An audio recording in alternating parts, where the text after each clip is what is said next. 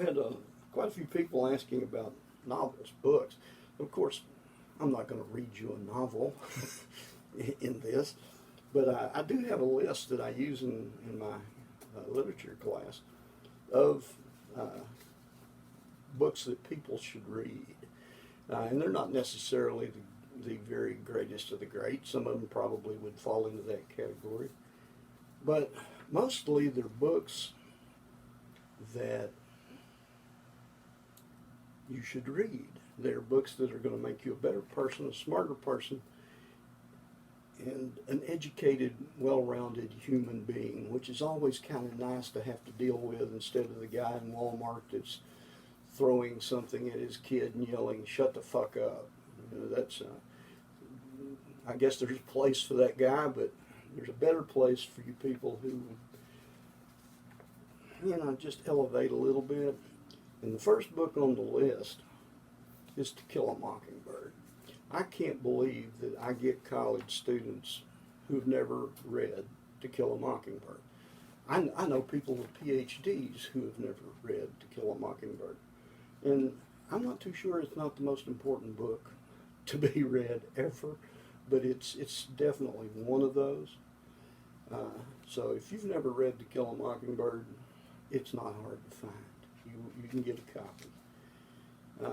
I haven't read the sequel to it yet. My son told me don't, unless I want to be hugely disappointed, so I haven't waded in yet. The second book I've got on the list, usually less than 100 pages. I know I've taught it back in high school to some of you, but I didn't teach it religiously every year. It's called Of Mice and Men by John Steinbeck. Read the book. You will never, ever forget it. You might try at times, but you will never be able to forget that book. And of course, Steinbeck, I think, is the greatest American author, in my opinion. I know I love Twain, but I think Steinbeck is just more modern, more like what we want to read. The Grapes of Wrath and East of Eden, both are real butt kickers. I mean, they are powerful books. They're very long, sometimes difficult, but not disappointing. If Steinbeck wrote it, read it. His book of nonfiction, I've been reading his essays and novels. They're pretty good too. Pretty powerful stuff by a great writer. Yankees, those poor bastards born up in the Northeast. John Irving is so good, it's not even funny. The guy, I haven't figured out yet how he has not won a Nobel Prize in literature. He's today's best writer going, I think. And The World According to Garp, oh Lord. Probably my favorite Irving book, although it's really close between that and A Prayer for Owen Meany. Those two are guaranteed. You should read both of those. Hotel New Hampshire, not bad. I would throw it in there. Pretty much Irving's, the last stuff he's written, I haven't loved as much as his early stuff, but it's really good. Larry McMurtry, my favorite book, Lonesome Dove. I started to say it nudges out the Bible, but it doesn't really. It just destroys the Bible. The Bible doesn't come into a close second. It's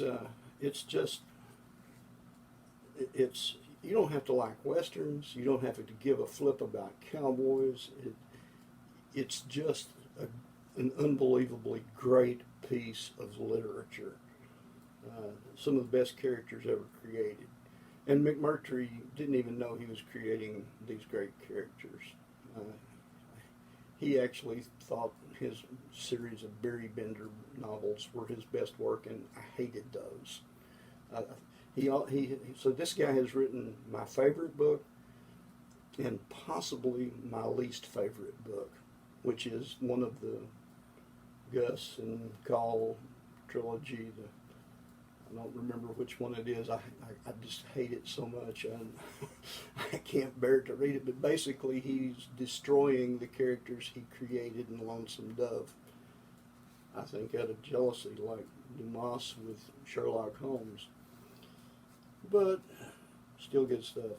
Prince of Tides, Pat Conroy. You will, if you've seen the movie, you missed 3/4 of the book. The movie is all Nick Nolte and Barbara Streisand and lovey-dovey. The book is more about the growing up, and it will absolutely, it's like a lot like Of Mice and Men. You won't forget it if you read it. Go through a couple more, and then I'll kick some more around later. Probably next to Steinbeck, William Faulkner. I mean, Steinbeck and Faulkner won Nobel Prizes, so did Toni Morrison. But Faulkner is, you better be prepared if you're going to read William Faulkner. He holds the record for the longest sentence in a piece of literature, and it's about 4 pages on an average book. And it is one sentence. I checked it. But if you want really want what I think is his best, it's one that very few people read. Most people read As I Lay Dying or The Sound and the Fury. I think it's a short, matter of fact, it may even be a novella thing called The Bear. And a lot of times you'll find parts of it in high school anthologies. It is outstanding if you read the whole thing. John Grisham, you'll like most of his books. His best is, I think, it's not even close, A Time to Kill. That book is, oh Lord. Now, I'm going to revert from that immediately into what you would call literary poetry. This is not my Oklahoma stuff. This is not some of the modern stuff. But there are a few poems that you should also not miss. I'm going to read 3 of them. Not very long. The first one is Invictus by William Ernest Henley. Like To Kill a Mockingbird, if you've never read this poem, if you've never encountered this poem, you're missing one of the very, very, very greatest poems ever written. Invictus. Out of the night that covers me, black as the pit from pole to pole, I thank whatever gods may be for my unconquerable soul. In the fell clutch of circumstance, I have not winced, nor cried aloud. Under the bludgeonings of chance, my head is bloody, but unbowed.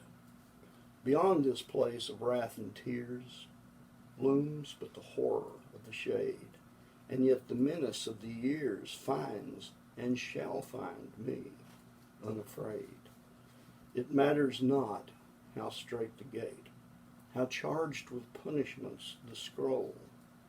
I am the master of my fate. I am the captain of my soul.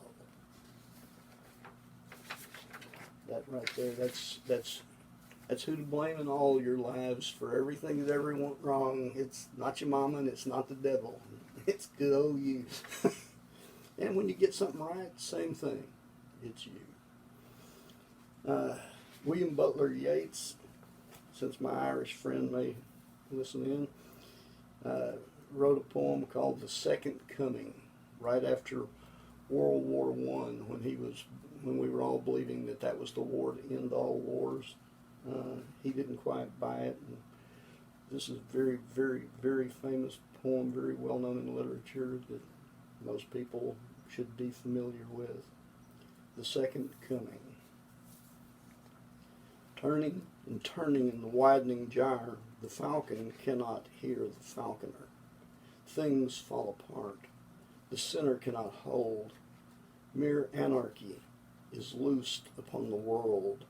The blood-dimmed tide is loosed, and everywhere the ceremony of innocence is drowned.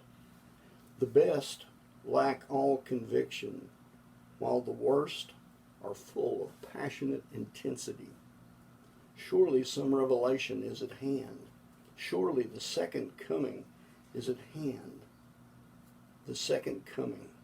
Hardly are those words out when a vast image out of Spiritus Mundi troubles my sight.